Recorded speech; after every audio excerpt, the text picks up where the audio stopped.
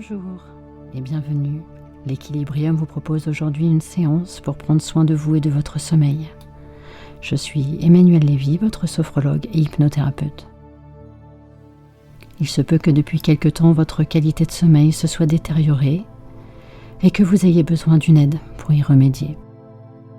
Alors je vous invite à suivre cette séance de sophro-hypnose en étant installé le plus confortablement possible. Veillez à ce que l'endroit où vous êtes installé soit accueillant et calme, sans odeur forte, que vous n'ayez ni trop chaud ni trop froid, et que votre ordinateur ou votre téléphone soit éteint. Car là maintenant, à cet instant, vous prenez soin de vous et vous pensez seulement à vous. Vous vous déconnectez complètement. Si aujourd'hui vous avez besoin d'une séance pour vous aider à dormir, c'est peut-être que vous vivez un grand stress. Peut-être que vous êtes dans un moment de vulnérabilité et d'insécurité. Peut-être souffrez-vous d'angoisse. Peut-être que votre sommeil s'est dégradé petit à petit. Ou peut-être que vous avez des traitements ou une maladie qui perturbe votre sommeil. Ou bien encore qu'une naissance récente a chamboulé vos cycles de sommeil. Quelle que soit la raison, la qualité de votre sommeil semble altérée et vous êtes entré dans une spirale infernale. Peut-être faudrait-il désenrouler cette spirale pour qu'elle devienne une belle ligne droite, un fil d'Ariane pour vous conduire aux portes du sommeil. Un sommeil profond et réparateur. Commençons à suivre cette ligne. Prenez 3 grandes respirations à votre rythme. Et pour passer du mode on au mode off, vous allez, à mon signal, inspirer, retenir quelques instants votre souffle, tendre votre corps comme si vous étiez une étoile de mer. Et quand vous ne pourrez plus retenir l'air, vous soufflerez doucement et vous reviendrez à votre posture de départ. Vous êtes prêts? Alors allons-y. Inspiration, rétention d'air. Vous ressemblez à une étoile de mer. Et quand c'est nécessaire pour vous, vous soufflez doucement et vous reprenez votre position et une respiration naturelle. Accueillez les sensations qui se présentent, sans jugement. Et maintenant, installez-vous le plus confortablement possible. N'hésitez pas à bouger, à rebouger, jusqu'à ce que vous l'ayez trouvé. Et à partir de maintenant, stoppez ici toute volonté de réussir quelque chose. Et vous avez bien entendu. Ici, là, maintenant, avec moi, performer, c'est hors-jeu. Réussir à tout prix, c'est dépasser. Il suffit simplement d'être là et de ne rien faire. Car en ce qui concerne le sommeil et la détente, la volonté est contre-productive, voire inefficace. Et vous avez le temps de ne pas dormir tout de suite. Ainsi, sachez prendre le temps. Sachez que pour arriver à l'heure, il faut partir à temps. Mais tant que le temps sera pour l'heure ce qui vous prendra du temps, pensez qu'une horloge, même arrêtée, donne l'heure juste 2 fois par jour. Et ce temps va comme on va tend vers ce temps, pour mieux vous emmener jusqu'au sens de ce temps qui se prend. Et c'est aussi pour cela que je ne vous demande pas de vous détendre, ni de vous détendre à gauche, ni de vous détendre à droite, ni de vous détendre vers le haut, ni de vous détendre vers le bas. Je vous demande seulement de m'autoriser à partager un moment avec vous et de me laisser simplement vous guider avec ma voix. Que vous écoutiez ou pas ma voix n'a aucune importance. D'ailleurs, vous pourrez totalement ignorer tout ce qui ne sera pas utile pour vous. Et simplement maintenant, Vous pouvez vous autoriser à laisser sortir votre âme d'enfant en me permettant de vous raconter ces quelques histoires. J'ai entendu parler d'une légende urbaine concernant les soldats. Vraie ou fausse, peu importe. Mais il paraîtrait qu'en plus de consommer des comprimés de caféine concentrés, certains d'entre eux se font souffler de la poudre de café dans les yeux. Ils le font quand ils sont de garde pour que leurs yeux restent ouverts, même si l'épuisement les gagne. Comme ça brûle et ça gratte les yeux. Et alors ils sont sûrs de ne pas dormir, car dans ce cas-là, évidemment, cela aurait de graves conséquences si l'ennemi arrivait. Et la bonne nouvelle pour vous, c'est que l'ennemi est déjà battu, que la guerre est finie depuis longtemps, que la poudre de café s'est dissoute dans l'eau de leurs larmes, et que le sable du désert est resté là-bas. Alors maintenant, vous pouvez arrêter de monter la garde. Vous pouvez vous autoriser et même vous permettre de fermer les yeux pour que vous puissiez récupérer et vous ressourcer, gagner en énergie, car vous avez besoin d'être en bonne santé physique et en bonne santé psychique. Demain pourrait être un nouveau jour avec un nouveau vous, reposé, les batteries rechargées. Et votre inconscient est déjà en train de modifier les paramètres de votre sommeil pour qu'il soit profond et réparateur comme celui d'un enfant, tranquille et en sécurité. Et pour cela, je vous propose d'expérimenter une recette. Les lasagnes Reboost. Dans un saladier, vous mettez les ingrédients secs suivants: un peu de chaleur, 2 ou 3 étoiles de rêve, une poignée de paix intérieure. Vous ajoutez en quantité vos projets, vos envies, vos besoins, et vous mélangez intimement le tout. Vous obtenez un mélange fluide d'une belle couleur. Ensuite, vous ajoutez les ingrédients humides. Petit à petit, vous versez 30 centilitres de valeur personnelle, une noisette de plaisir et 250 grammes de positif de la marque J'y crois très fort, car c'est la meilleure du marché. Maintenant, vous remuez bien l'ensemble des ingrédients. Soyez créatif. S'il vous semble qu'il faut mettre d'autres ingrédients, allez-y. Voilà, c'est parfait. À ce stade, des grumeaux se forment. Ils sont constitués d'inquiétude, de peur, de colère, de rancœur, de tristesse qui n'arrivent pas à se dissoudre et qui vont vous empêcher d'avoir une belle préparation. Rassurez-vous, c'est une étape naturelle de la recette.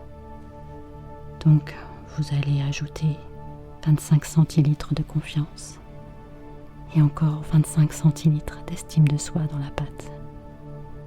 Et vous la délayez délicatement afin de la fluidifier pour qu'elle devienne bien souple et qu'elle s'étale bien sur les lasagnes.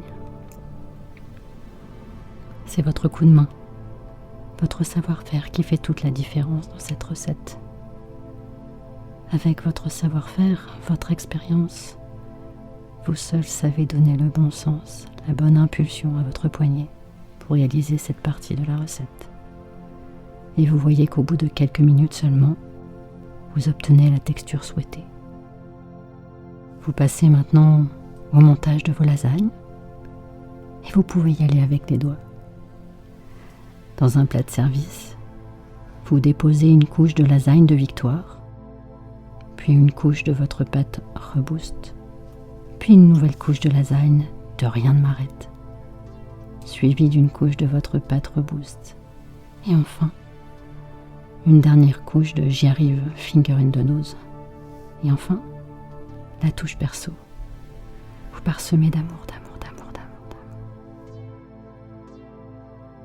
Vous sentez bien que vous avez tout donné et qu'elles vont être magnifiques. À la sortie du four, vous vous installez pour les manger. Vous goûtez cette saveur nouvelle et incomparable. Elles sont légères, goûteuses. La digestion est facile, comme si votre organisme fonctionnait de manière optimale.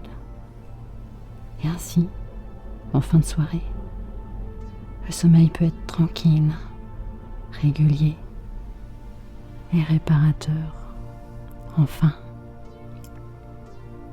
peu de gens comme vous ont le courage de tenter cette recette, car c'est une recette du cœur, une recette de soi que vous et votre inconscient avez osé concocter, car vous savez que vous méritez le meilleur, et vous décidez de refaire cette recette très souvent.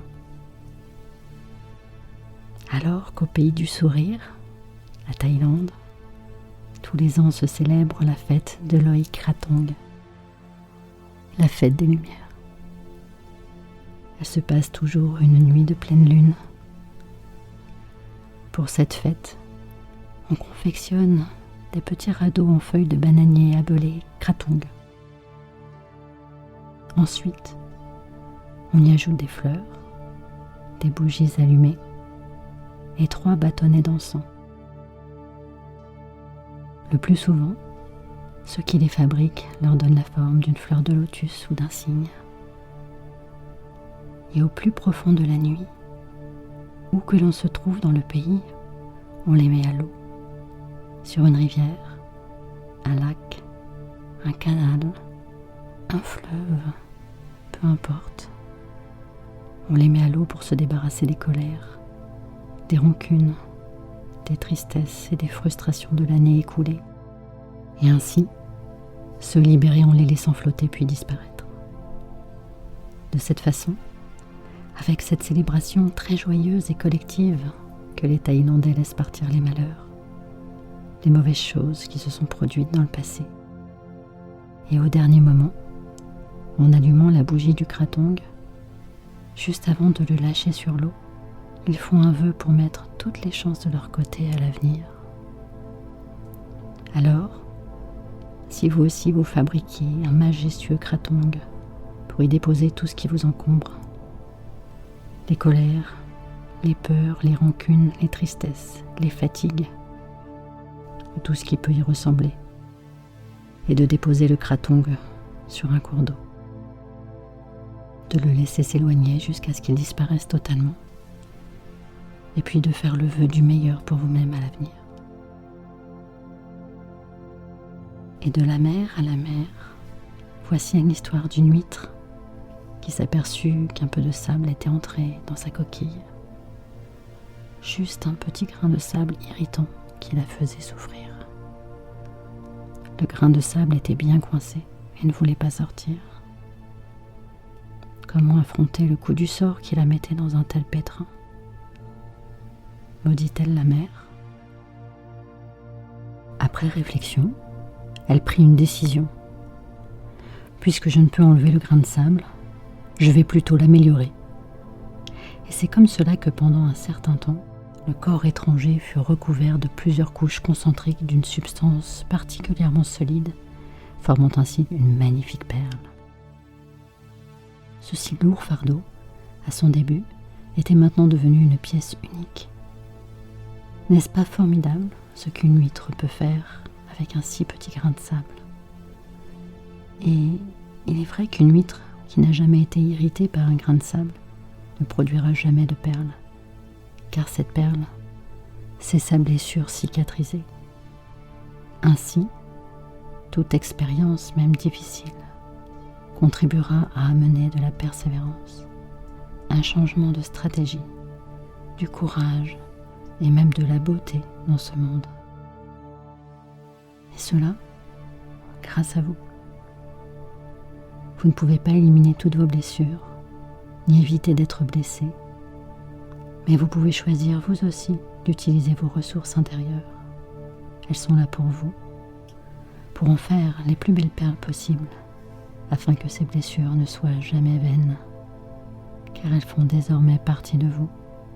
Elles font partie de votre richesse, de votre unité, et elles montrent au monde la personne formidable et unique que vous êtes. Alors oui, l'ouverture de l'huître est un peu forcée et même traumatisante pour le coquillage, me direz-vous. Mais cette ouverture est nécessaire pour livrer toute la beauté de la perle. Vous aussi, vous pouvez vous autoriser à vous ouvrir au monde, aux autres, sans couteau à huître, pour partager votre trésor intérieur.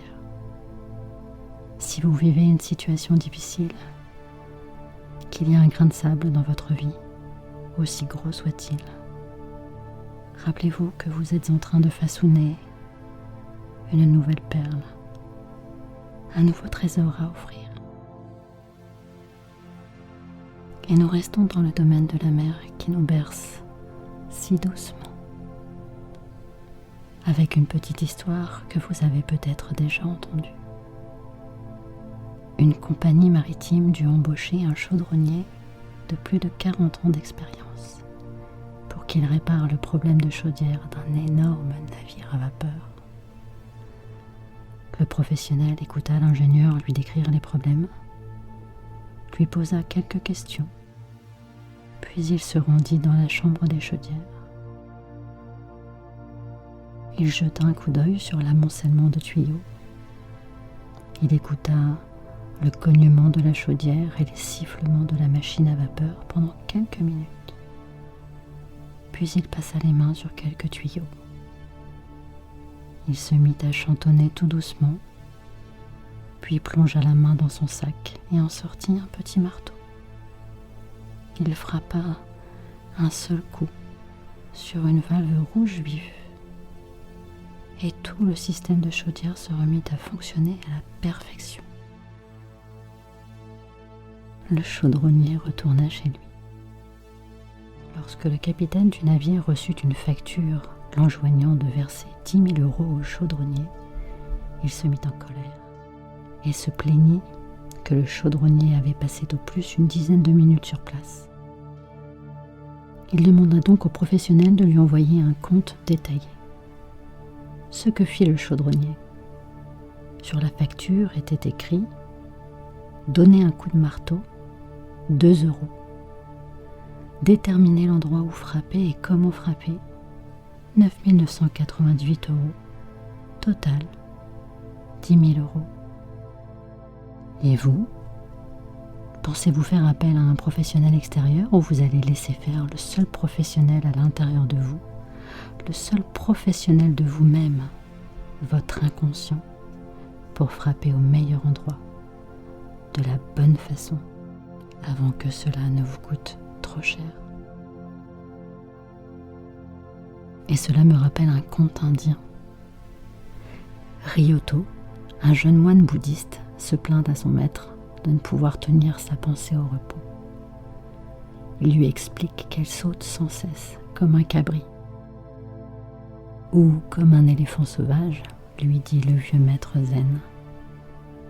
Et Ryoto, voyant pétiller l'œil de son maître, devine que celui-ci va lui conter une histoire. Alors il s'assied à ses pieds à l'ombre du bananier. Ranki est un éléphant sauvage que l'on captura à l'âge de 3 ans. Un beau mâle à la robe gris clair sans défaut. Il a de longues défenses, minces et pointues, et des oreilles à la forme triangulaire parfaite. Son maître, un marchand d'éléphants dressés, espérait le vendre à bon prix au seigneur du royaume. Mais d'abord, on attacha Ranki à un piquet au bout d'une corde très solide. Et le jeune éléphant se mit à se débattre avec énergie, avec furie. Il ruait, piétinait sauvagement la terre sous ses lourdes pattes et barrissait à fendre l'âme. Mais le piquet était bien enfoncé et la corde épaisse. Ranki ne pouvait se débarrasser ni de l'un ni de l'autre. Les jours passaient et il rentrait en rage, désespéré, mordant l'air, levant la trompe barrissant lamentablement vers le ciel encore et encore. Il s'épuisait en efforts et en cris. Le marchand n'avait jamais vu cela chez un éléphant qui, d'habitude, est un animal si docile. Quand un matin, le marchand, intelligent d'expérience, décida de changer de stratégie. Il s'approcha du jeune éléphant, lui caressa le cou et lui enleva sa corde de prisonnier. Et à ce moment-là, l'éléphant se calma. Son attitude devint totalement différente. Il semblait plus apaisé. Il arrêta de barrir et de taper le sol. Le marchand avait compris que l'animal avait besoin de ressentir la liberté pour pouvoir accepter ce qu'il lui proposait. Alors, pour honorer l'animal qui s'était battu pour se faire comprendre, pour faire valoir ses droits, il avait fait preuve de courage et de ténacité. Le marchand choisit de le garder auprès de lui.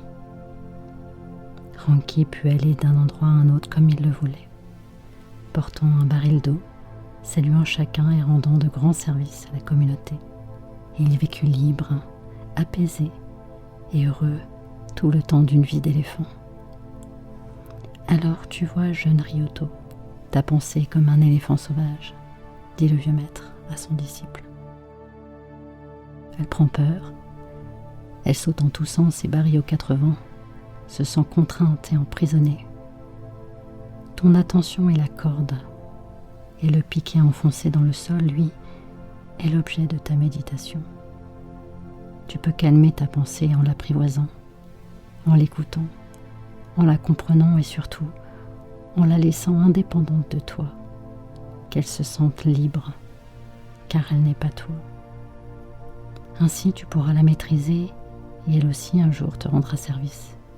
Et alors tu connaîtras et ressentiras profondément le secret de la vraie liberté. Et vous venez de comprendre que vous avez la liberté de laisser simplement les choses se faire à un niveau plus profond. Prenez plaisir à savourer ce qui a été préparé pour vous. C'est le meilleur. Car la nuit a cela de magique qu'elle trouve des solutions pour nous. Vous pouvez dès maintenant dire merci à votre inconscient et à votre enfant intérieur de si bien vous connaître et de faire tout le nécessaire pour vous donner le meilleur. Faites confiance à votre inconscient et retrouvez vos yeux d'enfant pour dormir et rêver. Moi, la seule chose que je me demande, c'est à quelle vitesse vous allez réussir à le faire. Je vous propose de vous imaginer en train de faire vos courses dans le plus grand des magasins, le magasin de la vie. La vieille liste chiffonnée dans votre poche, vous pouvez la déchirer et en écrire une nouvelle. Vous y inscrivez toutes les choses qui doivent répondre à vos besoins maintenant. C'est la liste de vos véritables besoins de vie. Et vous prenez tout ce qui vous convient vraiment et vous le mettez dans votre panier. À partir de maintenant, vous êtes à votre écoute. À l'écoute de vos véritables besoins, de vos désirs et de vos envies. Et votre sommeil devient excellent. Il est réparateur. Vous vous endormez facilement et vous dormez jusqu'au lendemain matin d'une seule traite. Vous vous écoutez. J'aimerais maintenant que vous vous imaginiez d'ici quelques jours, quelques semaines, quelques mois, et que vous preniez plaisir à vous voir vous réveiller chaque matin, reposé et ravi d'avoir si bien dormi. Bien dormir va faire partie de vos nouvelles habitudes de vie.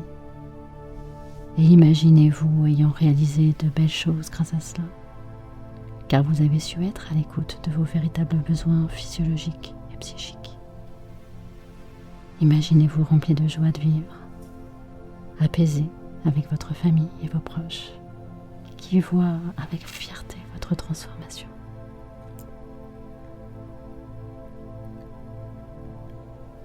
Ma voix vous guide encore quelques instants jusqu'à la porte de vos rêves. Un dernier signe de la main et je vous laisse aller là où vous voulez. Mes vœux vous accompagnent.